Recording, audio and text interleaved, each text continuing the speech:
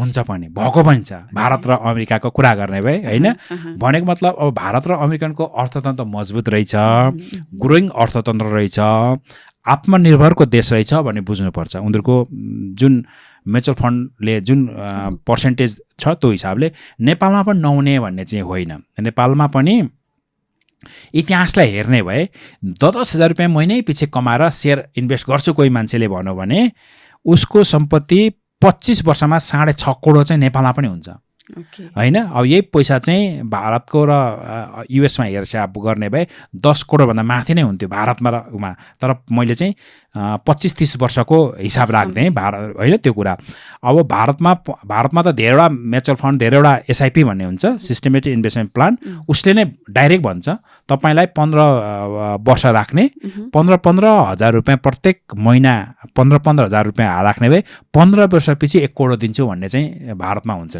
Fixed deposit जस्तै भयो त्यो त मिनिमम भन्न खोजेको उसले मिनिमम यति हुन्छ भनेर नेपालमा पनि अहिले नभएको चाहिँ होइन अहिले पनि छ नेपालमा पनि सपोज एफडीमा राख्यो भने आजको पैसाको ब्याज दर व्यक्तिलाई 4.5 देखि 5 मात्रै छ संस्थालाई 2.75 देखि लिएर 3.5 या कहीँ 4 मात्रै छ अहिले पनि नेपालको एफडी होइन तर अहिले पनि नेपालमा भएका विभिन्न क्यापिटलहरूले 9 देखि 11% को वार्षिक चाहिँ उनीहरूले फिक्स भनेर सेयर किन्नलाई पैसा मागेका चाहिँ छन् हेर्नुहोस् यही छ त नेपालमै पनि छ अहिले तपाईँले ब्याङ्कमा राख्ने एफडीलाई 5% को ठाउँमा यी कम्पनी रहेछ नि त 9% तपाईँको चाहिँ मिनिमम इन्कम हुने 9% भएन त ऊ तिर्छ क्या 9% को इन्कम तपाईँलाई वर्षमा गर्दैन भने त ऊ तिर्छ होइन त्योभन्दा माथिकोमा ऊ पर्सेन्टेज पनि लिन्छ होइन भने त यहाँ पनि रहेछ अहिले हामी 5% एफडी राखेका छौँ भने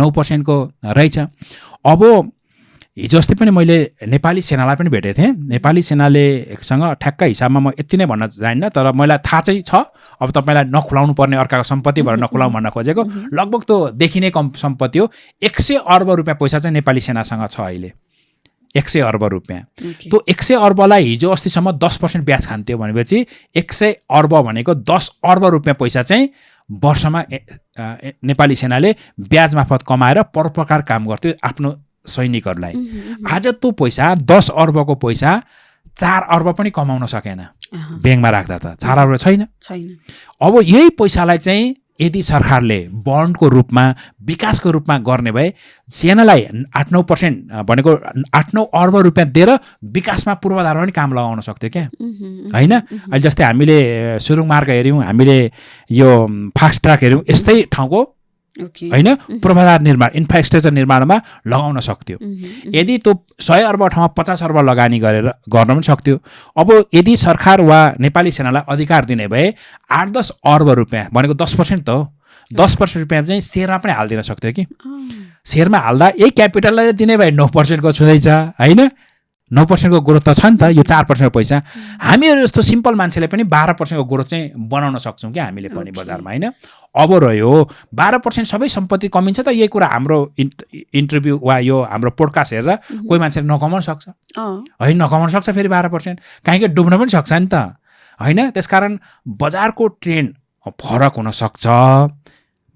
सक्छ ट्रेन्ड सँगसँगै हामी बजारमा चाहिँ अलिक हल्लाको भरमा छौँ यो बजार एकदमै बुझ्नु भएन हल्लाको बजारमा छौँ हल्लाको ठाउँमा छौँ र रियालिटी बेसमा छैनौँ हामी सब कस्मेटिक बेसमा छौँ क्या हामी कस्मेटिक बेसमा छौँ होइन रियालिटी बेसमा किन हामी जान्न सके के कमी के छ हामीमा के रियालिटी बेसमा हामीलाई के छ भने हामी सबै मान्छेको चाहना छिटो धनी बन्नु छ एकदम छिटो धनी बन्नु छ होइन र छिटो अरू जस्तो देखिनु पनि छ हामी जो मान्छे मध्यम मान्छे छौँ त्यो मध्यम मान्छेले मुन्नीको लेभलको पनि जीवन देखेको छ भने माथिकोसँग चाहिँ नजिक भएको छ कि माथिको लेभल चाहिँ अनि त्यो माथिको लेभल सँगसँगै पुग्न खोजे गर्छ मध्यम मान्छेहरू तल्लो लेभलको त उसले देख्न चाहिँ देखेको छ तर त्यो लेभल त उस हेर्न पनि चाहँदैन त्यो नजरअन्दाज भयो माथिल्लो लेभल चाहिँ नजिक देखेको छ र त्यसले कसरी जीवन स्तर यस्तो उकासेको छ भनेर छिट्टो उकास्न चाहिँ अधिकांश मान्छे स्टक मार्केटमा आउँछन् र छिट्टो कमिन्छ कि बा भन्ने हिसाबले आउँदा अधिकांश मान्छे चाहिँ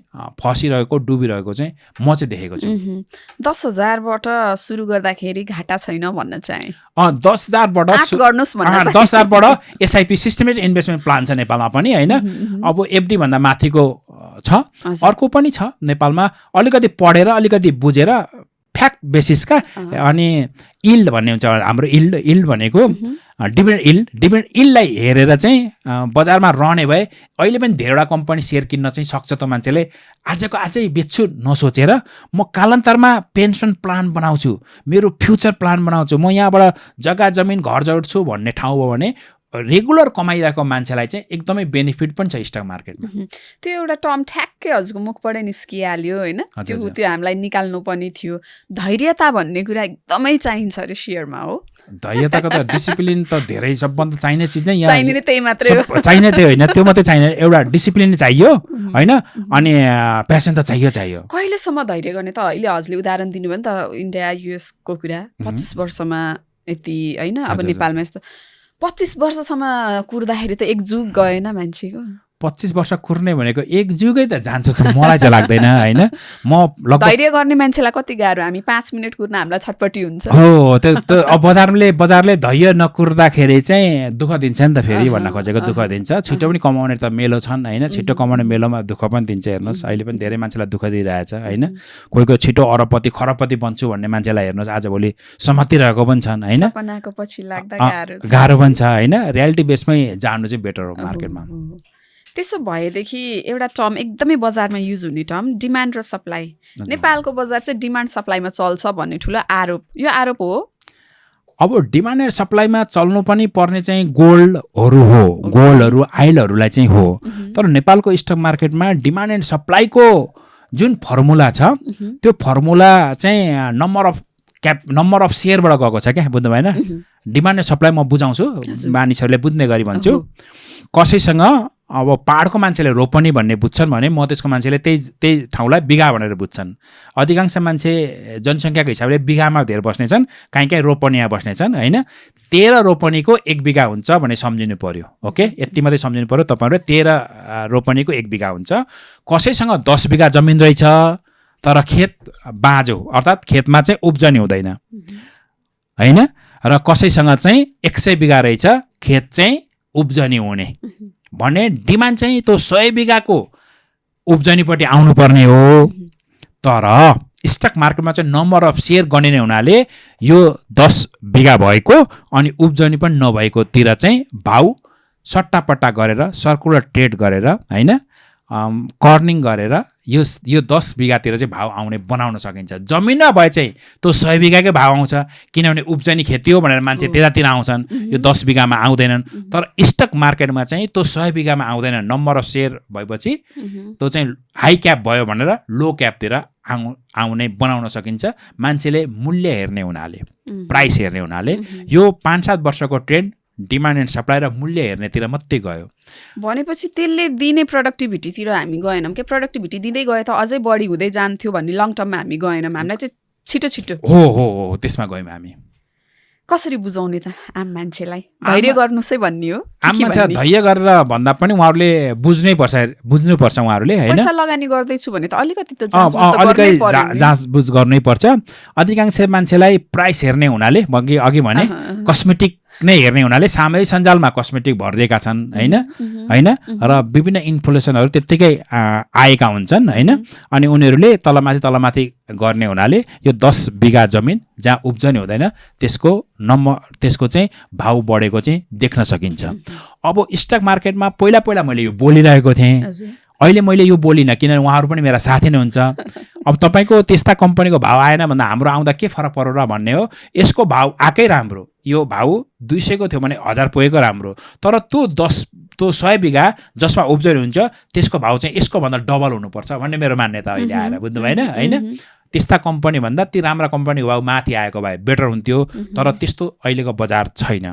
अहिलेको बजारमा सप्लाई कम भएको, हेर्नु डिमान्ड एन्ड सप्लाईमा तपाईँको कुरा भन्दैछु, सप्लाई कम भएको अनि थोरै किता भएपछि त विभिन्न हिसाबले लक भएका छन् क्या होइन। कर्मचारीको कारणले, सेयर प्रमोटरको कारणले नभएर थोरै सेयर मात्रै सप्लाई बजारमा आउने हुनाले त्यसलाई चाहिँ डिमान्ड एन्ड सप्लाई खेलिएको चाहिँ छ।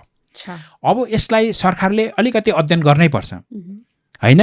म्युचुअल फन्डलाई 6 महिना पनि रोकिराख्ने आवश्यक होइन रहेछ। म्युचुअल फन्डलाई 6 महिना रोकेपछि थोर सप्लाई भएर जस्तोमा त्यस्तो कम्पनीको वास्तविक मूल्यभन्दा चाहिँ बजार मूल्य धेरै माथि पुगेको देख्यौँ, हामीले पुर्याउन सकेको देख्यौँ, जसले आम मान्छे नै फस्ने सम्भावना चाहिँ हुन्छ। हेर्नुहोस् होइन, फस्ने ठाउँमा आम मान्छे नै आउन सक्ने सम्भावना छ।